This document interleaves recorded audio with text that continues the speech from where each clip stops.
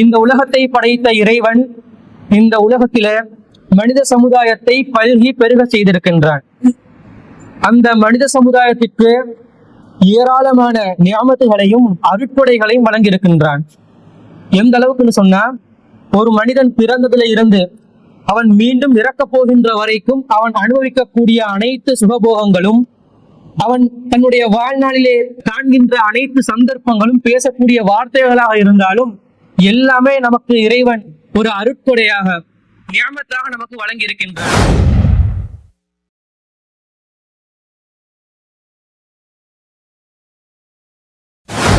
இறைவன் நமக்கு இந்த மார்க்கத்தை வழங்கி இருக்கிறான்னு சொன்னா இது ஒரு அருட்கொடை, இது ஒரு நியாமத்து. இது அல்லாஹ் எல்லாருக்கும் வழங்கக்கூடிய ஒரு விஷயம் இல்ல. அல்லாஹ் தான் நாடியவர்களுக்கு மாத்திரம் செலக்ட் பண்ணி கொடுக்கக்கூடிய ஒரு விடயம் தான் இந்த ஏகத்துவம் என்பது, இந்த கொள்கைகளை விளக்கம் என்பது. அதை அல்லாஹ் நம் அனைவருக்கும் வழங்கி இருக்கிறான் என்று சொன்னால் இது மாதம் ஒரு நியாமத்தாக, ஒரு அருட்கொடையாக இருக்கிறது. அப்ப இந்த நியாமத்துகளை நம்ம அனுபவிக்கக்கூடியவர்கள் எப்படி இருக்கணும்னு சொன்னா, அல்லாஹ்வுடைய நியாமத்துகளுக்கு நன்றி செலுத்தக்கூடியவர்களாக இருக்கணும்.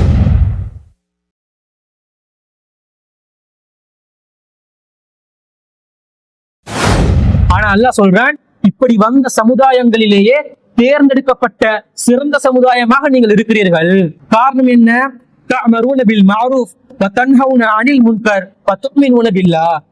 நீங்கள் ஈமான் கொண்டிருக்கிறீர்கள், அல்லாஹ்வை நம்பி இருக்கிறீங்க, நன்மையை ஏவுகிறீர்கள், தீமையை தடுக்கிறீர்கள். இந்த ஒரே காரணத்திற்காக மனித சமுதாயங்களிலேயே ஒரு சிறந்த ஒரு சமுதாயமாக நீங்கள் இருக்கிறீர்கள் என்று அல்லாஹ் நமக்கு சர்டிபிகேட் வழங்குறான்.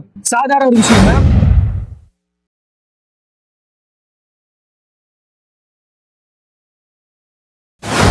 கூறப்பட்ட அறிவுரையை மறந்த போது தீமையை தடுத்தவர்களை தவிர, நன்றாக வாசத்தை கவனித்துக் கொள்ளுங்கள், தீமையை தடுத்தவர்களை தவிர மற்ற அனைவரையும் நாம் என்ன செஞ்சோம்? தண்டித்தோம், கடுமையான முறையில் தண்டித்தோம். யாரு தீமையை தடுத்தாங்களோ அவங்க மட்டும்தான் எஸ்கேப் ஆகினாங்க. மற்றவர்கள் அனைவரையும் என்ன செஞ்சோம்? கடுமையான முறையிலே தண்டித்தோம். அவர்கள் தடுக்கப்பட்டதை மீறியதன் காரணமாக இழிந்த குரங்குகளாக அவர்களை மாறுங்கள் என்று அவர்களுக்கு கூறினோம். இழிந்த குரங்குகளாக அல்ல, உருவத்தை மாற்றுகின்றார்.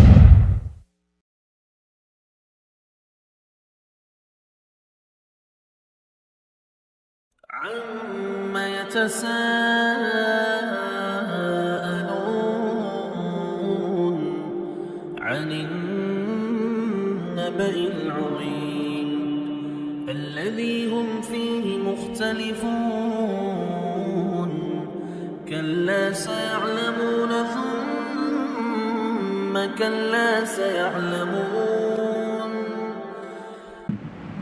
السلام عليكم ورحمة الله وبركاته. إن الحمد لله نعمده ونستعينه ونستغفره ونعوذ بالله من شرور أنفسنا ومن سيئات أعمالنا. من يهده الله فلا مضل له ومن يضلل فلا هادي له. أشهد أن لا إله إلا الله وحده لا شريك له وأشهد أن محمدا عبده ورسوله أما بعد. எல்லா புகழும் புகழ்ச்சியும் இந்த உலகத்தை படைத்து பரிபாலிக்கக்கூடிய, சர்வ அதிகாரமும் படைத்த ஏகவல்ல இறைவன் ஒருவனுக்கே உண்டாகட்டுமாக. அல்ஹம்துலில்லாஹ். அல்லாஹ்வினுடைய சாந்தியும் சமாதானமும் இந்த இஸ்லாமிய மார்க்கத்தின் சத்திய தூதர் எம் உயிரிலும் மேலான கண்மணி நாயகம் ஸல்லல்லாஹு அலைஹி வஸல்லம் அவர்கள் மீதும், அந்நபர்களின் வழிமுறைகளை அனுதினமும் பின்பற்றி வாழக்கூடிய அனைத்து முஸ்லிம்கள் மீதும் என்றென்றும் நின்று நிலவட்டுமாக. செய்திகளிலேயே மிகச் சிறந்தது அல்லாஹ்வுடைய செய்தியான அல் குர்ஆன் என்றும், நடைமுறையிலே மிகச் சிறந்தது கண்மணி நாயகம் ஸல்லல்லாஹு அலைஹி வஸல்லம் அவருடைய நடைமுறை என்றும், காரியங்களில் எல்லாம் மிக மிக கெட்டது மார்க்கத்தின் பேரால் புதிதாக உருவாக்கப்பட்டவை என்றும், புதிதாக உருவாக்கப்பட்டவைகள் அனைத்தும் பிதஅத்துக்கள், ஒவ்வொரு பிதஅத்தும் வழிகேடு, ஒவ்வொரு வழிகேடும் நாளை மறுமையிலே நம்மை நரகத்துக்கு இட்டுச் செல்லும் என்று கண்மணி நாயகம் ஸல்லல்லாஹு அலைஹி வஸல்லம் அவர்கள் தனது ஒவ்வொரு உரையிலும் இந்த சமுதாயத்திற்கு அச்சமூட்டி எச்சரிக்கை செய்த பொன்மொழியை நானும் அச்சமூட்டி எச்சரிக்கை செய்தவனாக எனது உரையை ஆரம்பம் செய்கின்றேன். இறைவனுடைய மாபெரும் கிருபையினால், இறைவனால் கடமையாக்கப்பட்டிருக்கக்கூடிய புனிதமிக்க ஜும்மாவுடைய கடமையை இறை தூதர் நபி ஸல்லல்லாஹு அலைஹி வஸல்லம் அவர்கள் காட்டிய நபி வழி மாத்திரமே நிறைவேற்ற வேண்டும் என்ற ஒரே நன்னோக்கத்திலே நாம் அனைவரும் இந்த இடத்திலே ஒன்று குழுமிருக்கின்றோம். பேரன்பிற்கினிய எல்லாம் வல்ல அல்லாஹு தாலாவுடைய நல்லடியார்களே, இந்த உலகத்தை படைத்த இறைவன் இந்த உலகத்திலே மனித சமுதாயத்தை பல்கி பெருக செய்திருக்கின்றான். அந்த மனித சமுதாயத்திற்கு ஏராளமான நியாமத்துகளையும் அருட்கொடைகளையும் வழங்கியிருக்கின்றான். எந்த அளவுக்குன்னு சொன்னா, ஒரு மனிதன் பிறந்ததுல இருந்து அவன் மீண்டும் இறக்கப் போகின்ற வரைக்கும் அவன் அனுபவிக்கக்கூடிய அனைத்து சுகபோகங்களும், அவன் தன்னுடைய வாழ்நாளிலே காண்கின்ற அனைத்து சந்தர்ப்பங்களும், பேசக்கூடிய வார்த்தைகளாக இருந்தாலும் எல்லாமே நமக்கு இறைவன் ஒரு அருட்கொடையாக நியாமத்தாக நமக்கு வழங்கி இருக்கின்றான். இந்த நியாமத்துகளை குறித்து அல்லாஹ் தனது திருமறை குர்ஆனிலே 16வது அத்தியாயம் 18வது வசனத்திலே கூறுகின்றான்,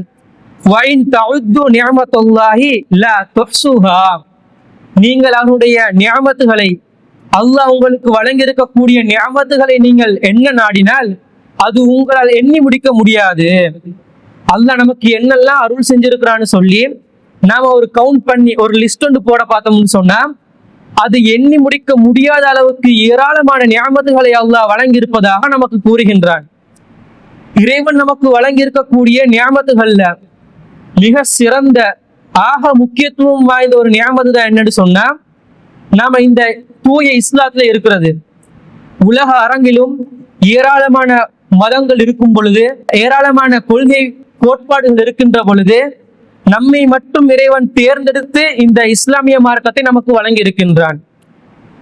இந்த இஸ்லாமிய மார்க்கத்திற்குள்ளேயே ஏராளமான வழிகெட்ட சிந்தனைகள், வழிகெட்ட கொள்கைகளுக்கு மத்தியில இந்த புனிதமான இந்த ஏகத்துவ கொள்கையை நமக்கு இறைவன் வழங்கி இருக்கிறான் என்று சொன்னால் அது ஒரு நியமத்தா இல்லையா? அல்லாஹ் நமக்கு வழங்கிய அருட்கொடையா இல்லையா? இதை அல்லாஹ் ஒரு அருட்கொடையாக நமக்கு சொல்லி காட்டுறான். அல்லாஹ் தனது திருமறை குர்ஆன்ல 8வது அத்தியாயம் 29வது வசனத்திலே கூறுகின்றான், யா அய்யுஹல்லதீன ஆமனூ, நம்பிக்கை கொண்டவர்களே, ஈமான் கொண்டவர்களை அழைத்து அல்லாஹ் சொல்கிறான், இன் தத்தகுல்லாஹ், நீங்கள் இறைவனை அஞ்சக்கூடியவர்களாக இருந்தீர்கள் என்று சொன்னால், இறைவனை பயப்படக்கூடியவர்களாக இருந்தீர்கள் என்று சொன்னால், யஜஅல் லக்கும் ஃபுர்கானா, அவன் உங்களுக்கு தெளிவை வழங்குவான். ஒரு கிளியர் மைண்ட் உங்களுக்கு என்ன செய்வான்? அல்லாஹ் உங்களுக்கு வழங்குவான். வயுகஃபிர் அன்கும் செய்யாத்திக்கும், அவன் உங்களுடைய பாவங்களை உங்களை விட்டு நீக்கி விடுவான். வயக்ஃபிர் லக்கும், உங்களை மன்னித்து விடுவான். வல்லாஹு ذுல் ஃபضலில் அஸீம், அவன் மகத்தான அருளுடையவனாக இருக்கிறான் என்று அல்லாஹ் சொல்லி காட்டுகிறான். இன்னும் ஒரு குர்ஆனுடைய வசனத்துல அல்லாஹ் சொல்கிறான், யா அய்யுஹன் நாஸ், ஆரம்பத்துல சொன்ன வசனம் யா அய்யுஹல்லதீன ஆமனூ, முஃமின்களை பார்த்து அல்லாஹ் சொல்ற வசனம். இந்த வசனத்துல அல்லாஹ் சொல்றான், யா அய்யுஹன் நாஸ், மனிதர்களை பார்த்து அல்லாஹ் சொல்கிறான், கத் ஜாஅத்கும் மௌஇலத்தும் மிர் ரப்பிக்கும், உங்களோட ரப் கிட்ட இருந்து உங்களுக்கு ஒரு அறிவுரை வழங்கப்பட்டிருக்கிறது, ஒரு அறிவுரை வந்திருக்கிறது. வஷிஃபாஉல் லிமா ஃபிஸ் சுதூரி, அது உள்ளங்களிலே இருக்கக்கூடிய நோய்களுக்கு ஒரு நிவாரணமாகவும், வஹுதன் வரஹ்மத்துல் லில் முஃமினீன், முஃமின்களுக்கு ரஹ்மத்தாகவும் அது இருக்கிறது, நேர்வழியாகவும் இருக்கிறது என்று அல்லாஹ் சொல்றான். அல்லாஹ் கிட்டே இருந்து இறக்கருளப்பட்ட இந்த வேதம், இந்த தூய மார்க்கம் உங்களுக்கு நியாமத்தாக இருக்கிறது, அது ஒரு நேர்வழியாக இருக்கிறது என்று சொல்லி அல்லாஹ் சொல்லிவிட்டு சொல்கிறான், குல் நபியே, நீங்கள் சொல்லுங்கள், பிஃபதுலில்லாஹி வபிரஹ்மதிஹி ஃபபிதாலிக ஃபல்யஃப்ரஹு, அல்லாஹ் உங்களுக்கு வழங்கி இருக்கக்கூடிய அந்த ரஹ்மத்திலையும் அல்லாஹ்வுடைய அந்த அன்பிலையும் நீங்கள் மகிழ்ச்சி அடைந்து கொள்ளுங்கள், சந்தோஷப்பட்டுக்கோங்க. ஏன்னா இது யாருக்குமே எல்லாத்துக்கும் கிடைக்கக்கூடிய ஒரு விஷயம் இல்லையே. அல்லாஹ் தான் நாடியோருக்கு மாத்திரம் கொடுக்கக்கூடிய விஷயம் தான் இந்த நேர்வழி என்றது. இன்றைக்கு அறிவியல்ல உச்சாணி கொம்புல இருக்கக்கூடியவர்களுக்கு கூட இந்த நேர்வழி கிடைக்கல. இன்றைய மருத்துவத்துல நான் தான் உயர்ந்தவன் என்று கூறிக்கொண்டு இருக்கக்கூடியவர்களுக்கு கூட இந்த ஏகத்துவம் கிடைக்கலையே. சாதாரண மனிதர்களாக இருக்கக்கூடிய நமக்கு தேர்ந்தெடுக்கப்பட்ட ஒரு மார்க்கத்தை, ஒரு கொள்கையை நமக்கு அல்லாஹ் வழங்கி இருக்கிறான் என்று சொன்னால், இந்த அல்லாஹுடைய ரஹ்மத்தும் அல்லாஹுடைய அன்பும் இருக்க போய்தானே. அந்த அன்புல நீங்க என்ன செஞ்சுக்கோங்க, நீங்க மகிழ்ச்சி அடைந்து கொள்ளுங்கள். அல்லாஹ் சொல்லிவிட்டு சொல்கிறான், ஹுவ கைரும் மிம்மா யஜ்மஊன், அவர்கள் திரட்டுபவைகளில் இது சிறந்ததாக இருக்கிறது. அவர்கள் எதையெல்லாம் அவர்களுக்கு வாழ்க்கைக்காக தேவைன்னு சொல்லி திரட்டுறார்களோ, பணம் காசு என்று திரட்டிக் கொள்கிறார்களோ, அவர்கள் திரட்டக்கூடியவைகளில் இந்த மார்க்கம் உங்களுக்கு கிடைத்திருக்கிறதே, அதை விட இது சிறந்ததாக இருக்கிறது என்று சொல்லி அல்லாஹ் தனது திருமறை குர்ஆனில் 10வது அத்தியாயத்தில் 57வது வசனத்துல சொல்றதை நான் பார்க்கிறோம். இறைவன் நமக்கு இந்த மார்க்கத்தை வழங்கி இருக்கிறான்னு சொன்னா இது ஒரு அருட்கொடை. இது ஒரு நியமத்து. இது அல்லாஹ் எல்லாருக்கும் வழங்கக்கூடிய ஒரு விஷயம் இல்லை. அதை ஆரம்பத்தில் ஆழமாக மனதில் புரிய வைத்துக் கொள்ளணும். அல்லாஹ் தான் நாடியவர்களுக்கு மாத்திரம் செலக்ட் பண்ணி கொடுக்கக்கூடிய ஒரு விடயம்தான் இந்த ஏகத்துவம் என்பது, இந்த கொள்கைகளை விளக்கம் என்பது.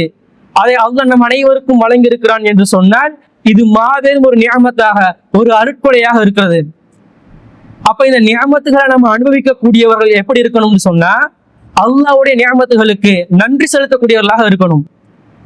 சாதாரண இந்த உலகத்தை நாம எடுத்து பார்த்தோம்னு சொன்னா, ஒரு மனிதன் இன்னொரு மனிதனுக்கு, ஒரு தேவையுள்ள ஒரு மனிதனுக்கு உதவி செய்யறானா இருந்தா என்ன செய்வான்? உதவி செய்து விட்டு அவனுடைய உள்ளாழத்துல ஒரு விஷயம் இருக்கும், என்ன, நான் உதவி செய்யறேன், பிற்காலத்துல எனக்கு ஒரு நிலைமை வரும் பொழுது இவனும் ஒரு உதவி செய்ய வேண்டும் என்ற ஒரு சின்ன ஒரு ஆசையில தான் உதவி செய்வான்.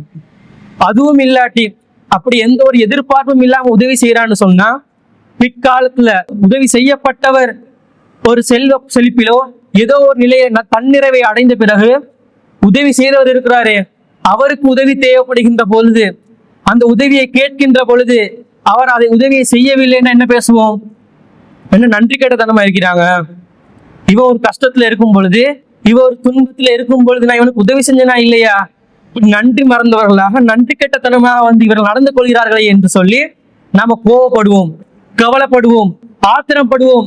சாதாரண மனிதர்களாக இருக்கக்கூடிய நமக்கே இந்த உணர்வு இருக்கிறது என்று சொன்னால், இந்த உலகத்தை படைத்து பரிபாலித்து வைத்துக் கொண்டிருக்கக்கூடிய இறைவன் யாருக்குமே கொடுக்காத சத்தியத்தை நமக்கு வழங்கி இருக்கிறான் என்று சொன்னால், அந்த நியமத்துக்காக நம்ம நன்றி செலுத்தணுமா இல்லையா? நன்றி கெட்டத்தனமா இருக்க முடியுமா? அல்லாஹ் நன்றி செலுத்த சொல்கிறான். அல்லாஹ் தனது திருமறை குர்ஆன்ல 16வது அத்தியாயம் 114வது வசனத்துல சொல்கிறான், ஃபகுலு மிம்மா ரஸககுமுல்லாஹு ஹலாலன் தய்யிபன், உங்களுக்கு நாங்க வழங்கியதுல இருந்து ஹலாலானதையும் தூய்மையானதையும் உண்ணுங்கள், ஹலாலா உண்ணுங்க அப்படின்னு சொல்லி அல்லாஹ் சொல்லிட்டு சொல்கிறான், வஷ்குரு நிஅமத்துல்லாஹி இன் குன்தும் இய்யாஹு தஅபுதூன், நீங்கள் இறைவனை வணங்கக்கூடியவர்களாக இருந்தால், நீங்கள் இறைவனுக்கு கட்டுப்படக்கூடியவர்களாக இருந்தால், இறைவனை மாத்திரம் வணங்கக்கூடியவர்களாக இருந்தால், அல்லாஹ் உங்களுக்கு வழங்கி இருக்கக்கூடிய அருட்படைகளுக்கு, நியமத்துகளுக்கு நன்றி செலுத்துங்கள் என்று அல்லாஹ் சொல்கிறான். அல்லாஹ் எதிர்பார்க்கிறான், நான் உனக்கு நியமத்தை வழங்கியிருக்கிறேன்னு சொன்னா, அருட்படைகளை வழங்கியிருக்கிறேன்னு சொன்னால் அந்த அருட்படைக்கு நீ நன்றி செலுத்தக்கூடியவனாக இரு, நன்றி கெட்டத்தனமா இருந்து விடாதே என்று சொல்லி அல்லாஹ் நம்மிடத்துல எதிர்பார்க்கக்கூடிய ஒரு பண்பு தான் இந்த நன்றி செலுத்துறது. நமக்கு அல்லாஹ் இந்த மார்க்கத்தை தந்துட்டான், தெளிவா தந்துட்டான். எப்படி நன்றி செலுத்துறது? பல வழிகளை நமக்கு என்ன செய்யலாம், நன்றி செலுத்த முடியும். ஆனால் நன்றி செலுத்துவதிலே ஒரு உயரிய அந்தஸ்தை பெற்றுத்தரக்கூடிய வகையில நாம என்ன செய்யலாம்னு சொன்னா, நன்றி செலுத்தலாம். அந்த பணி நம் அனைவரும் மீதும் கடமையாக்கப்பட்ட ஒரு பணிதான். ஆனா நம்மள பல பேர் இப்போது காலகட்டத்துல மறந்தவர்களாக இருக்கிறோம். என்ன பணி? அழைப்பு பணி. நாம பெற்றிருக்கக்கூடிய இந்த சத்தியம் இருக்குதே, நாம பெற்றிருக்கக்கூடிய இந்த தூய்மையான கொள்கை இருக்குதே, இதை மற்றவர்களுக்கு எடுத்து சொல்லணும். இஸ்லாம் அல்லாதவர்களுக்காக, முஸ்லிம் அல்லாதவர்களுக்காக இந்த இஸ்லாத்தை பத்தி எடுத்து வைக்கணும். முஸ்லிம்களுக்குள்ளேயே பல பிரிவுகளாக இருக்கக்கூடிய சந்தர்ப்பத்துல இதுதான் சத்தியம், இதுதான் உண்மை, இதுதான் குர்ஆன் சுன்னா என்று அவளுக்கு எடுத்துரைக்க வேண்டிய கடமை நம் அனைவர்கள் மீதும் இருக்கிறது. அதை நாம் கட்டாயமாக செய்ய வேண்டும். அல்லாஹ் அதை நிச்சயமாக எதிர்பார்க்கிறான். அதை நம்ம உரிய முறையில் நம்ம செஞ்சோம்னு சொன்னா ஒரு நன்றி செலுத்தக்கூடிய ஒரு நிலையாகவும் அது இருக்கும். எந்த அளவுக்குன்னு சொன்னா, அல்லாஹ் தனது திருமறை குர்ஆன்ல சூரத்துல் ஆலி இம்ரானில் 104வது வசனத்துல சொல்கிறான், வல்தகும் மின்கும் உம்மத்துன் யதுஊன இலல் கைரி வ யஅமருன பில் மஅரூஃபி வ யன்ஹவுன அனில் முன்கர், நன்மையை ஏவி தீமையை தடுக்கக்கூடிய சமுதாயம் உங்களிடத்துல இருந்து கொண்டே இருக்க வேண்டும். இருந்து கொண்டே, டிஃபால்ட் கட்டாயமா இருந்து கொண்டே இருக்கணும். அல்லாஹ் சொல்றான், நன்மையை ஏவி தீமையை தடுக்கக்கூடியவர்கள் இருந்து கொண்டே உங்களிடத்துல இருக்க வேண்டும். அவர்கள் எப்படிப்பட்டவர்கள் என்று சொன்னால், உலாயிகவும் முஃப்லிஹூன், அவர்கள் தான் வெற்றி பெற்றவர்கள் என்று அல்லாஹ் சொல்றான். இந்த விஷயத்தை நாம் புரிஞ்சு கொள்ளணும். நம்ம எதற்காக இந்த உலகத்துல படைக்கப்பட்டிருக்கிறோம், எதற்காக இந்த உலகத்துல வாழ்ந்து கொண்டிருக்கிறோம்? இந்த உலக வாழ்க்கை என்பது நமக்கு நிரந்தரமாக வழங்கப்பட்ட ஒரு வாழ்க்கையா? இந்த உலகத்துல நம்ம நிரந்தரமாக சாவே இல்லாம, மரணமே இல்லாம ஒரு நிரந்தரமாக வாழ வந்தவர்களா? இல்லையே. ஒவ்வொருடைய முஸ்லிம்களுடைய ஈமான் எந்த மாதிரி இருக்குது? இந்த உலகத்துல நான் வாழக்கூடிய சந்தர்ப்பத்துல, இந்த உலக என்னுடைய உயிர் இருக்கிற வரைக்கும் நான் அல்லாஹ்வுக்கு கட்டுப்பட்டவனாக, இறை தூதருக்கு கட்டுப்பட்டவனாக, எதையெல்லாம் எனக்கு அல்லாஹ் ஹலாலாக்கினானோ அதை மாத்திரம் செய்யக்கூடியவனாக, அல்லாஹ் ஹராமாக்கியதுல இருந்து தவிர்த்து நடக்கக்கூடியவர்களாக நம்ம இருந்து நாளை மறுமையில சொர்க்கத்துக்கு செல்ல வேண்டும் என்ற ஒரே நன்னோக்கத்திலே தான் இந்த உலகத்துல வாழ்ந்து கொண்டிருக்கிறோம். அதுதானே உண்மையான முஸ்லிம்களுடைய ஈமான். அதுவாகத்தானே இருக்க முடியும். அந்த வெற்றியை பெற்றுத்தரக்கூடிய ஒரு பணியாக இந்த நன்மையை ஏவி தீமையை தடுக்கக்கூடிய பணி இருக்கிறது சகோதரர்களே. இன்னும் சொல்ல போனா மனிதர்களிலேயே ஒரு சிறந்த ஒரு மனிதர்களாக நம்மை மாற்றக்கூடிய ஒரு பணியாகவும் இது இருக்குது. அல்லாஹ் சொல்கிறான், குன்தும் கைர உம்மத்தின் உஹ்ரிஜத் லின்னாஸ்.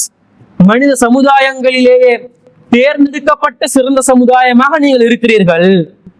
இந்த உலகத்துல பல சமுதாயம் வந்துவிட்டு போயிட்டா இல்லையா? மூசா அலைஹிஸ்ஸலாம் அவருடைய சமுதாயம், ஈசா அலைஹிஸ்ஸலாம் அவருடைய சமுதாயம், இப்படி ஏராளமான சமுதாயங்கள் வந்துவிட்டு சென்று விட்டது. ஆனா அல்லாஹ் சொல்றான், இப்படி வந்த சமுதாயங்களிலேயே தேர்ந்தெடுக்கப்பட்ட சிறந்த சமுதாயமாக நீங்கள் இருக்கிறீர்கள். காரணம் என்ன? தஅமரூன பில் மஅரூஃப் வ தன்ஹவுன அனில் முன்கர் வ துமினூன பில்லாஹ். நீங்கள் ஈமான் கொண்டிருக்கிறீர்கள், அல்லாஹ்வை நம்பி இருக்கிறீங்க, நன்மையை ஏவுகிறீர்கள், தீமையை தடுக்கிறீர்கள். இந்த ஒரே காரணத்திற்காக மனித சமுதாயங்களிலேயே ஒரு சிறந்த ஒரு சமுதாயமாக நீங்கள் இருக்கிறீர்கள் என்று அல்லாஹ் நமக்கு சர்டிபிகேட் வழங்குறான். சாதாரண ஒரு விஷயமா? மனித சமுதாயங்களிலே சிறந்த சமுதாயம் என்று அல்லாஹ் ஒரு பதவியை நமக்கு தர்றான்னு சொன்னா, ஒரு அந்தஸ்து தர்றான்னு சொன்னா, அது எந்த அளவுக்கு முக்கியத்துவம் வாய்ந்தது என்பதை நம்ம சிந்தித்து பார்க்கணும். லட்ச கோடிக்கணக்கான சமுதாயங்கள் நம்ம சிறந்த ஒரு சமுதாயம் என்று அல்லாஹ் சொல்றான்னு சொன்னா, அப்ப அது எந்த அளவுக்கு முக்கியத்துவம் வாய்ந்தது என்பதை நாம ஒவ்வொருவரும் தன்னுடைய மனதிலே புரிய வைத்துக் கொள்ள வேண்டும். ஆனா இப்ப நம்ம சமுதாயத்தில் இருக்கக்கூடிய கரண்ட் சிச்சுவேஷனை பார்த்தோம்னு சொன்னா, இந்த தாவா பணி என்பது மிகவும் மந்தமான ஒரு நிலையில இருக்குது. ஆரம்ப காலத்துல தாவால இருந்தவர்கள் எல்லாம் இந்த ஃபீல்டை விட்டும் போய் அப்படியே ஒதுங்கி ஒழியக்கூடியவர்களாக இருக்கிறார்கள். அதுக்கு காரணங்களும் இருக்குது. பல சோதனை கட்டங்கள் நம்ம தாண்டி வந்திருக்கிறோம். ஒன்றை மட்டும் இந்த இடத்துல நீ மனதில் புரிய வைத்துக் கொள்ள வேண்டும். இந்த தௌஹீதை எடுத்து சொல்றதுலாம் மட்டும் நம்ம சோதனைக்கு உள்ளாக்கப்பட போறது இல்லையே. முஸ்லீமாக நாம் இந்த உலகத்துல இருந்துட்டோம் என்று சொன்னாலே சோதனைக்கு உள்ளாக்கப்படுவோம். பொருளாதார சோதனைக்கு உள்ளாக்கப்படுவோம், குடும்பங்கள் ரீதியாக சோதனைகளுக்கு உள்ளாக்கப்படுவோம். அல்லாஹ் நிம்மதியான வாழ்க்கையை முஸ்லிம்களுக்கு அமைக்கவில்லை. சோதனைகள் இருக்கிறது. அந்த சோதனைகளை தாண்டி தான் சாதனைகள் படைக்கும். அப்படி இருக்கக்கூடிய நிலையில இந்த தாவாவை நம்ம எடுத்து சொல்லும் பொழுதும் நாம சோதனைக்கு உள்ளாக்கப்படுவோம். அந்த சோதனைகளுக்கு பயந்து, அந்த சோதனைகளுக்கு பஞ்சு அப்படியே பின்வாங்கக்கூடியவர்களாக நாம இருக்கிறோம். இன்னும் ஒரு சார் எப்படி இருக்கிறாங்கன்னு சொன்னா, இதெல்லாம் ஆலிம்கள் செய்ய வேண்டிய வேலை, இதெல்லாம் மௌலவி மக்கள் செய்யணும். அந்த தாவா பண்றதா இருந்தா, மார்க்கத்தை எட்டி வைக்கிறதா இருந்தா, முதல்ல நான் ஒரு மார்க்கத்தை பத்தி சொல்ல போனா நீ என்ன கேட்பாங்க? நீ என்ன மௌலவியான்னு கேட்பாங்க. எந்த யூனிவர்சிட்டியில போயிட்டு படிச்சுட்டு வந்தீங்கன்னு சொல்லி கேட்பாங்க. என்ன பட்ட படிப்பு தகுதி இருக்குதுன்னு சொல்லி கேட்கிறாங்க. ஆனா அல்லாஹ்வின் தூதர் ஸல்லல்லாஹு அலைஹி வஸல்லம் அவர்கள் இந்த தாவாவை எடுத்து சொல்வதற்கு, அழைப்பு பணி செய்வதற்கு நமக்கு கூறிய ஒரே ஒரு தகுதிதான் என்ன? என்னிடமிருந்து சிறு செய்தி கிடைத்தாலும் அதை பிறருக்கு எத்தி வையுங்கள் என்று நபிகள் நாயகம் ஸல்லல்லாஹு அலைஹி வஸல்லம் அவர்கள் சொல்லி இருக்கிறார்கள். சிறு செய்திதான். ஒரு சிறு செய்தி கிடைத்திருந்தாலும் அதை நாம என்ன செய்யணும்? மற்றவர்களுக்கு எத்தி வைக்கணும். வெறுமனை எத்தி வைக்கிறது மாத்திரம் இல்ல, அந்த தீமைகளை கண்டிக்கக்கூடியவர்களாக, அந்த தீமையை தடுக்கக்கூடியவர்களாக நாம இருக்கணும். இதுதான் நபிகள் நாயகம் ஸல்லல்லாஹு அலைஹி வஸல்லம் அவர்கள் நமக்கு கூறிய ஒரு தகுதி. அதை விட்டுட்டு மௌலவி மக்கள்கிட்ட என்ன செய்யணும்? இந்த தாவாவை செய்யணும், அவங்கள்ட்ட இந்த அழைப்பு பணியை செய்யணும் என்ற ஒரு எண்ணம் நம் சமுதாயத்து மக்கள் இடத்துல இருக்கிறது. இன்னும் சொல்ல போனா இன்னொரு வகையார்கள் எப்படி இருக்கிறார்கள் என்று சொன்னா, நமக்கு எதுக்கு இந்த தேவையில்லாத வேலை? நாம சத்தியத்தை விளங்கி இருக்கிறோம், நாம மட்டும் பின்பற்றிட்டு போ, நமக்கு அல்ல சொல்கிறது தருவானா இல்லையா? நமக்கு எதுக்கு இந்த தேவையில்லாத வேலை என்று சொல்லி அந்த வகையில இருக்கக்கூடியவர்களும் இருக்கிறார்கள். அவர்களுக்கும் நபிகள் நாயகம் ஸல்லல்லாஹு அலைஹி வஸல்லம் அவர்கள் சொல்கிறார்கள், தான் விரும்புவதையே தன் சகோதரனுக்கும் விரும்பாதவரை அவன் உண்மையான முஸ்லிமாக மாட்டான். நாம உண்மையான முஸ்லிம்களாக இருந்தோம் என்று சொன்னால், இறைவனிடத்திலே சொர்க்கத்தை நாம் அடைந்து கொள்ள வேண்டும் என்று சொன்னால், தான் விரும்புவதை தன் சகோதரனுக்கும் விரும்பணும். எனக்கு மட்டும் இந்த சத்தியம் கிடைச்சு போதாது, இந்த சகோதரனுக்கும் கிடைக்க வேண்டும் என்ற ஒரு எண்ணம் அவர்களிடத்துல இருக்க வேண்டும் என்று அல்லாஹ் நமக்கு கட்டளையிடுகின்றான். எந்த அளவுக்குன்னு சொன்னா, நபிகள் நாயகம் ஸல்லல்லாஹு அலைஹி வஸல்லம் அவர்கள் தன்னுடைய இறுதி ஹஜ் பேருரையில மக்களுக்கு மத்தியில் என்ன செய்யறாங்கன்னு சொன்னா, உரை நிகழ்த்துகிறார்கள். அது சாதாரண ஒரு உரை இல்ல. நபிகள் நாயகம் ஸல்லல்லாஹு அலைஹி வஸல்லம் அவர்கள் தன்னுடைய 23 ஆண்டுகால தாவா பணியில எதையெல்லாம் இஸ்லாம் என்று மக்களுக்கு எடுத்துரைத்தார்களோ, எதையெல்லாம் மார்க்கம் என்று மக்களுக்கு பிரச்சாரம் செய்தார்களோ, அது அப்படியே ஒன்று திரட்டி ரத்தின சுருக்கமாக மக்களுக்கு மத்தியிலே உரை நிகழ்த்துகிறார்கள். அந்த சந்தர்ப்பத்தில் நபிகள் நாயகம் ஸல்லல்லாஹு அலைஹி வஸல்லம் அவர்கள் கூறுகிறார்கள், இங்கே வந்திருக்கக்கூடியவர்கள் வராதவர்களுக்கு இந்த செய்தி எத்தி வைத்து விடுங்கள். ஏன்னா உங்களை விட செவியேற்கக்கூடியவர்கள், உங்களை விட புரிந்து கொள்ளக்கூடும், அவர்கள் இன்னும் ஒரு 4 பேருக்கு சொல்லுவாங்க என்று சொல்லி நபிகள் நாயகம் ஸல்லல்லாஹு அலைஹி வஸல்லம் அவர்கள் அந்த இடத்திலும் தாவா வலியுறுத்துறாங்க. இன்னும் சிந்திச்சு பாருங்க, நமக்கு இந்த சத்திய கொள்கை வந்திருக்குது, இஸ்லாம் நமக்கு கிடைத்திருக்குது, இது அல்லாஹ் நமக்கு வழங்கி இருக்கிறது. அல்லாஹ் எப்படி நாடுறோம் அப்படி வழங்குவான். ஆனால் நமக்கு வழங்கப்பட்ட இந்த சத்தியத்தினுடைய சபபு என்னது, நியதி என்னது? அல்லாஹ் நமக்கு டைரக்டா நேரடியாக நமக்கு இந்த மார்க்கத்தை இறக்கினானா? மக்கள் இருக்கக்கூடிய நபிகள் நாயகம் ஸல்லல்லாஹு அலைஹி வஸல்லம் அவர்களுக்கு இந்த மார்க்கம் இறக்கப்பட்டது, இந்த குர்ஆனுடைய வசனங்கள் இறக்கப்பட்டது. அங்கே இருந்து இலங்கையில இருக்கக்கூடிய நமக்கு இந்த சத்தியம் எப்படி கிடைத்தது? சஹாபாக்கள் அந்த செய்த அந்த தாவா பணியின் மூலமாகத்தானே, அவர்கள் செய்த அந்த தாவாவின் மூலமாகத்தானே இந்த சத்தியத்தில் நாம இருக்கிறோம். அல்லாஹ் நாடினால் எப்படி வேணாலும் நமக்கு சத்தியத்தை வழங்குவான்.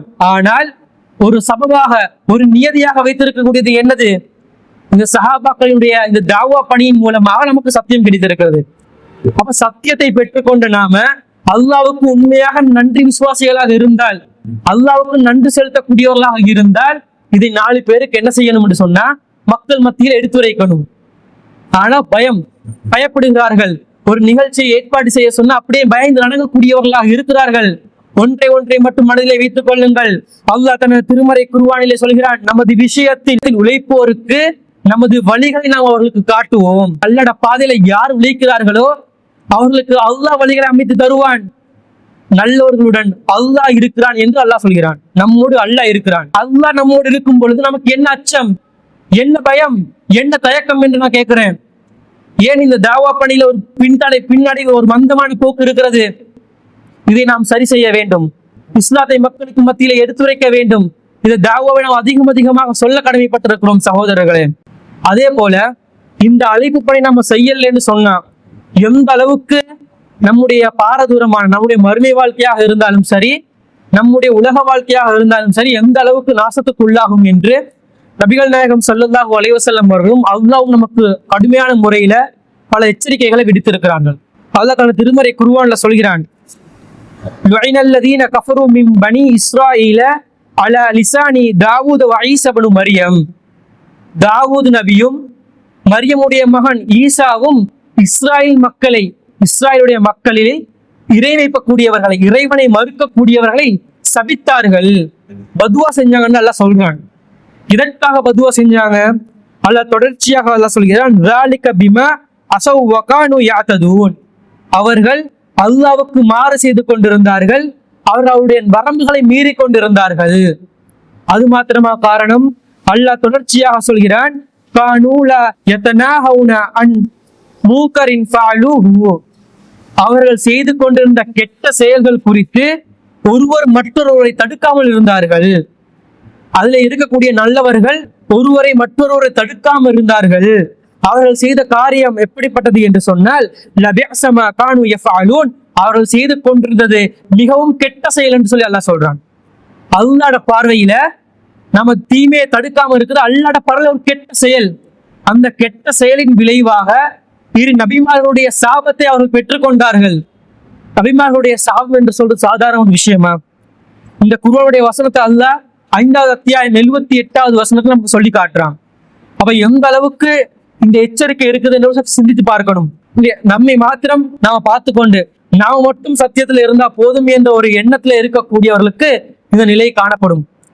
இன்னும் ஒரு பரவலாக நம்ம அறிந்த ஒரு சம்பவம் தான். அல்லாஹ் குர்ஆன்ல ஒரு சம்பவத்தை சொல்றான். கடல் ஓரத்துல இருக்கக்கூடிய ஒரு ஊரை பத்தி அல்லாஹ் சொல்றான்.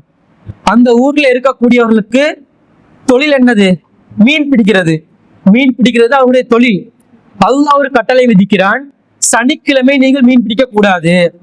நமக்கு ஜும்மா நேரத்துல வியாபாரம் செய்யக்கூடாது தடை விதிக்கிறானா இல்லையா? அது மாதிரி நீங்க என்ன செய்யக்கூடாது, சனிக்கிழமை ஒரு நாள்ல மீன் பிடிக்க கூடாது என்று சொல்லி அல்லாஹ் தடை விதிக்கிறான். தடையை விதித்து விட்டு அல்லாஹ்வே ஒரு சோதனையையும் ஏற்படுத்துகிறான். அல்லாஹ் இந்த மாதிரி சோதனை நம்முடைய வாழ்நாளில் ஏற்படுத்தி கொண்டே இருப்பான்.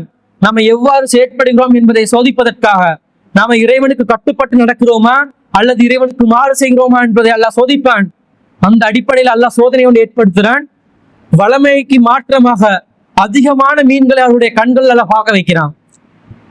கடல்ல மேல் பகுதியில அதிகமான மீன், வளமைக்கு மாற்றமான மீன்கள் வருவதை அவர்கள் காண்கிறார்கள். அவர்கள் மீன் பிடிப்பதற்காக முன்னே செல்கிறார்கள். அவர்களை ஒரு சாரா அவர்களை தடுக்கிறார்கள். நீங்க போக வேணாம், அல்லாஹ் நமக்கு ஹராமாக்கி இருக்கிறானா இல்லையா, இதை செய்ய வேணாம் என்று அல்லாஹ் தடுத்திருக்கிறானா இல்லையா என்று சொல்லி அவர்கள் தடுக்கிறார்கள். தடுக்கக்கூடிய மக்களை பார்த்து அவர்கள் இன்னொரு சாரர் கேட்கிறாங்கன்னு சொன்னா, அல்லாஹ்வுடைய சாபத்தை பெறக்கூடிய, அல்லாஹ்வுடைய தண்டனை செய்யக்கூடியவர்களுடைய செயற்பாடுகள் நீ எதுக்கு நீ என்ன செய்றீங்க, எச்சரிக்கை விடுக்கிறீங்க. அவரும் நல்லவர்கள் தான். நான் சொன்னேன் முந்தி சொன்ன மாதிரி, நமக்கு என்னத்துக்கு வேண்டாத வேலை விதாகக்கூடியவர்கள் இருக்கிறாங்களே, அவர் சொல்றாங்களா, நீங்க என்னத்துக்கு அவங்க தடுத்து கொண்டு இருக்கிறீங்க, அவங்க ஹராமா செஞ்சா அல்லாஹ் அவங்களுக்கு பார்த்து அல்லாஹ் அவங்களுக்கு தண்டனை வழங்கட்டும், நீங்க ஓரமா இருக்க வேண்டியதான் என்று சொல்லி அவர்கள் கூடுகிறார்கள். அதுக்கு அவர்கள் பதிலளிக்கிறார்கள். அல்லாஹ் தனது திருமறை குர்ஆன்ல 7வது அத்தியாயம் 163வது வசனத்தில இருந்து 166வது வசனம் வரைக்கும் அல்லாஹ் சொல்றான்.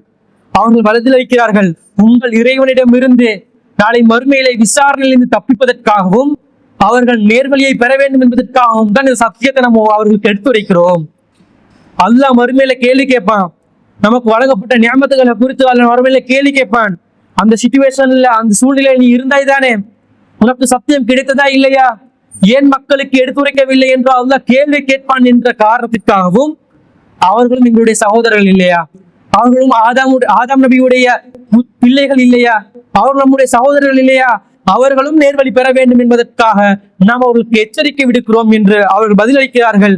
அல்லாஹ் தொடர்ச்சியாக சொல்கிறான், கூறப்பட்ட அறிவுரையை மறந்த போது தீமையை தடுத்தவர்களை தவிர, நன்றாக வாசத்தை கவனித்துக் கொள்ளுங்கள், தீமையை தடுத்தவர்களை தவிர மற்ற அனைவரையும் நாம் என்ன செஞ்சோம், தண்டித்தோம், கடுமையான முறையில் தண்டித்தோம்.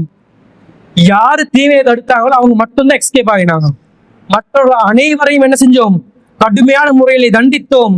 அவர்கள் தடுக்கப்பட்டதை மீறியதன் காரணமாக இழிந்த குரங்குகளாக அவர்களை மாறுங்கள் என்று அவர்களுக்கு கூறினோம். இழிந்த குரங்குகளாக அல்ல, உருவத்தை மாட்டி விடுறான். அப்பேற்பட்ட ஒரு எச்சரிக்கை விடுக்கக்கூடிய ஒரு விடயமாக இந்த தாவா பணி, இந்த அழைப்பு பணி இருக்கிறது சகோதரர்களே. அந்த அளவுக்கு சொன்னா நபிகள் நாயகம் ஸல்லல்லாஹு அலைஹி வஸல்லம் ஒரு கதையின் மூலமாக நமக்கு ஒரு படிப்பினை வழங்குறாங்க.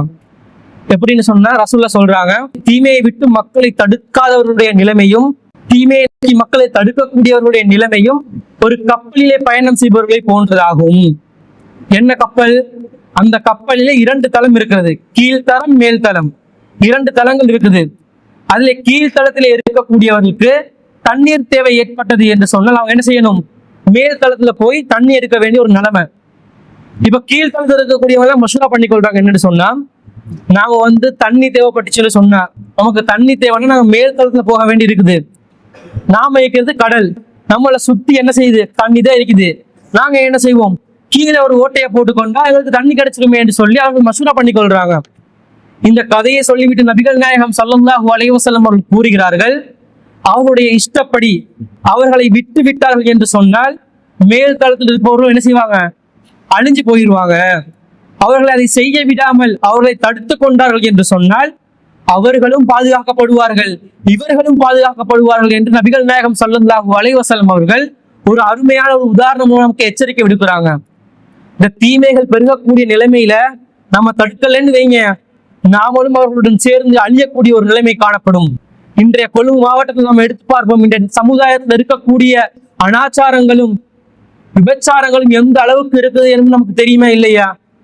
வெளியில போக தேவையில்ல, நம் வீடுகள்ல நம்முடைய எண்ணங்கள், நம்முடைய செயற்பாடுகள், நம்முடைய மனைவி மக்களுடைய செயற்பாடுகள், தங்களுடைய பிள்ளைகளுடைய செயற்பாடுகள், தன்னுடைய சகோதர சகோதரிகளுடைய செயற்பாடுகள் எந்த வகையில இருக்கிறது என்பதை சற்று சிந்திச்சு பாருங்க. எந்த அளவுக்கு மார்க்கத்துக்கு முரணான காரியங்களை செய்யக்கூடியவர்களாக, மார்க்கத்தை மறந்தவர்களாக அல்லது நினைவிருந்தும் அதை உதாசீனப்படுத்தக்கூடியவர்களாக இருக்கிறார்கள். இவர்கள் இடத்துல நாங்க போய் நம்ம சத்தியத்தை எத்தி வைக்கணுமா இல்லையா? ரசூலுல்லாஹ் அல்லாஹ் கூறிய முதல் கட்டளை என்னது? நபியே, உங்களுடைய உறவினர்களுக்கு நீங்க உபதேசம் செய்யுங்க, அவர்களை எச்சரிப்பீராக என்றதுதான் ரசூல் ஸல்லல்லாஹு அலைஹி வஸல்லம் அவர்களுக்கு வழங்கப்பட்ட முதல் கட்டளை. நம்முடைய வாழ்நாள்ல நாம் இந்த சத்தியத்தை ஏற்றுக்கொண்டிருக்கிறோம். நாம் இந்த கொழும்பு மாவட்டத்தில் வாழ்ந்து கூடியவர்களாக இருக்கிறோம். நம்முடைய பிரதேசங்கள்ல இந்த அழைப்பு பணி எந்த அளவுக்கு இருக்குது என்று சிந்திச்சு பார்க்கணும். என்ன ஆரம்பத்துல சொன்ன மாதிரி இந்த அழைப்பு பணி என்பது ஒட்டுமொத்த சமுதாயத்தின் மீதும் கடமை. நபிமார்களுக்கு மாத்திரம் கடமையாக்கப்பட்ட அந்த பணி நபிகள் நாயகம் ஸல்லல்லாஹு அலைஹி வஸல்லம் அவர்களுக்கு பிறகு ஒட்டுமொத்த மனிதர்களுக்கும் கடமை, சமுதாயத்துக்கும் கடமை. அதுல ஒரு சாரார் செஞ்சாங்கன்னு சொன்னா மற்றவர்கள் தப்பித்துக் கொள்வார்கள். இதுல யாருமே ஒழுங்காக செய்யலன்னு சொன்னா அனைவரும் குற்றவாளியாக மாற்றப்படுவார்கள். அந்த நிலையில நாம் ஒவ்வொருவரும் ஒவ்வொரு பிரதேசங்கள்ல இருக்கிறோம். நம்முடைய பிரதேசங்கள்ல இந்த அழைப்பு பணி என்றது நடக்குதா? நம்ம பெற்றுக்கொண்டிருக்கக்கூடிய இந்த ஏகத்துவ பணி என்றது நடக்குதா என்று சற்று சிந்திப்பார்க்கணும். எனக்கு தெரிஞ்சு கொழும்புல மாளிகாவத்துல மட்டும்தான் ஹெட் ஆஃபீஸ் ஒன்று இருக்குது. மற்ற ஏரியால எங்கேயுமே கிளைகளும் இல்லை, தாவா நடக்கிறதும் இல்லை. அப்படி இருக்கும் பொழுது தத்தமது பகுதிகளில் இருக்கக்கூடியவர்களுக்கு அந்த தாவா பணி கடமையாகுதா இல்லையா? அவர்கள் அந்த தாவா பணியை செய்யணுமா இல்லையா?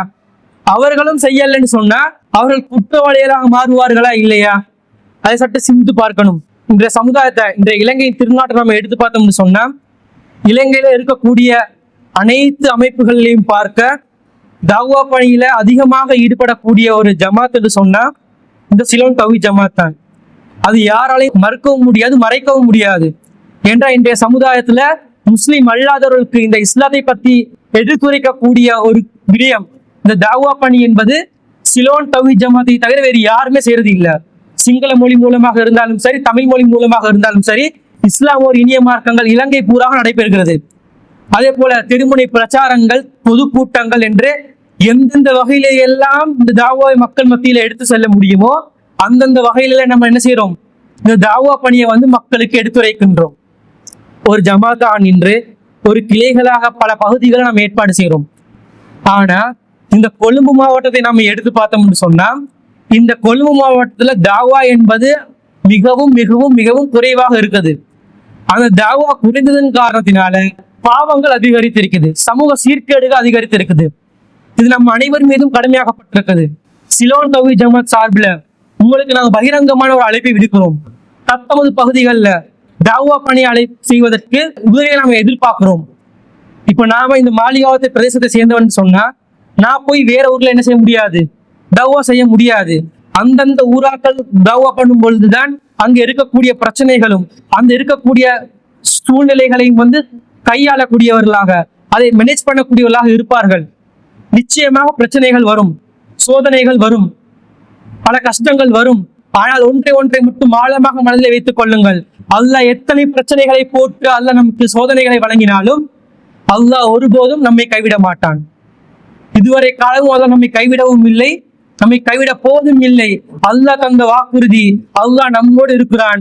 எனவே இந்த தாவா பணியை தூய்மையான முறையில இந்த கொழும்பு மாவட்டத்திலே வீரியமாக செய்வதற்கு உங்களுடைய உதவிகளை நம்ம நாடி இருக்கிறோம். ஏன்னா தனிப்பட்ட நபர்கள் மூலமாக தாவா நடக்கிறத விட ஒரு குழுவாக இணைந்து நாம் தாவா பண்ணும் பொழுது ஏராளமான மாற்றங்களை நாம என்ன செய்ய முடியும், சமுதாயத்துல செய்ய முடியும். ஒவ்வொரு பிரதேசத்துல இருக்கக்கூடியவர்கள் தத்தமது பிரதேசங்கள்ல ஒரு சில பிரதேசங்கள் சிறுக்கு அதிகமாக இருக்கும், ஒரு சில பிரதேசங்கள்ல இந்த பிதுவத் என்பது அதிகமாக இருக்கும், ஒரு சில பிரதேசங்கள்ல சமூக கலாச்சாரத்துல இருக்கக்கூடிய வீணான காரியங்கள் என்ன செய்யப்படும், சீர்கேடுகள் அதிகமாக இருக்கும். அது உங்களுக்கு தான் தெரியும். அதை நாம கண்டறிந்து அதை களை எறிய வேண்டிய ஒரு நிலைமைக்கு நாம தள்ளப்படுகிறோம். அதை நாம செய்யவில்லை என்று சொன்னால் இறைவனிடத்திலே குற்றவாளிகளாக மட்டுமல்ல தண்டனைக்குரியவர்களாக நாம் மாறுவோம். அதற்காக உங்களுக்கான அழைப்புகளை நாம விடுக்கிறோம். நம்மோடு இணைந்து பயணிக்க விரும்புபவர்கள் கட்டாயமாக நம்மை தொடர்பு கொள்ளுங்கள். உங்களுக்கு தேவைப்படக்கூடிய அனைத்து ஆலோசனைகளையும் அதே போல் நம்மால் இயன்ற அனைத்து உதவிகளையும் செய்வதற்கு நாம் தயாராக இருக்கிறோம் என்பதை கூறிக்கொண்டு விடைபெறுகிறேன். அஸ்ஸலாமு அலைக்கும் வரஹ்மத்துல்லாஹி வபரகாத்துஹு.